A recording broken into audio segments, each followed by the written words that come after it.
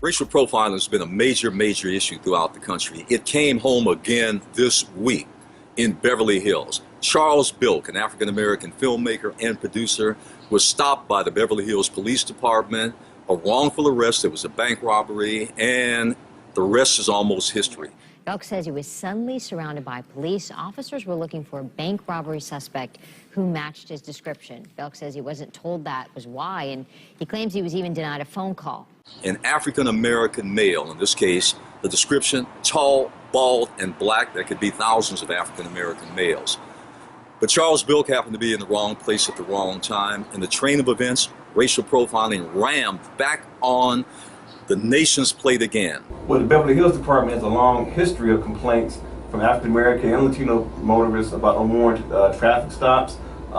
We in our community call that DWB, driving while black, probably one of the most highest profile traffic stops of African American motorists was in 1999 when the Beverly Hills Police stopped Senator Kevin Murray, a state senator at the time, who introduced legislation to prevent racial profiling in California. So the Beverly Hills Police Department is no stranger to complaints against racial profiling.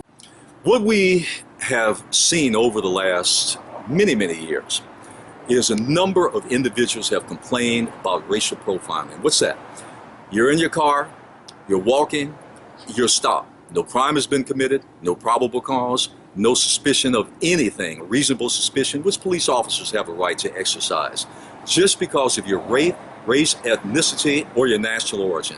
Primarily young African-American males walking and driving have told many horrid tales of racial profiling. We want police to do their jobs. We want them to be able to stop criminals. We want them to be able to protect and serve under the right and proper conditions. So that's important. That their job shouldn't be inhibited. But sometimes when some African Americans or Latinos are just driving down the street, and all of a sudden it's happened to my son, it happens to everyone's son, and they pull up behind and they just stop them. You know, they haven't gotten a radio call or anything like that. They just stop them because they're driving while black or they're driving while Latino. There are brothers and there are Latino brothers and sisters, all of us, who are caught in these situations every day. And so we have to look for a more broader type of policy from these departments to ensure that people's rights are protected. So today, we've called on the Beverly Hills mayor and the city council enact what we call the Racial Profiling Prohibition Statute. We have copies of that and we'll share that with you. We've already shared that with the mayor and the city council and the city manager in Beverly Hills. Put simply, you cannot stop anyone in your city either driving or walking because of their race. If you do, you're breaking the law. Racial profiling is illegal. It's a crime.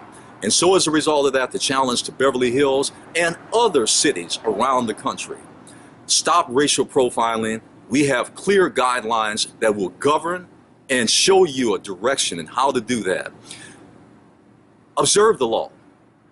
If you're a police officer, a city official, observing the law doesn't mean breaking the law. We have to be clear on that.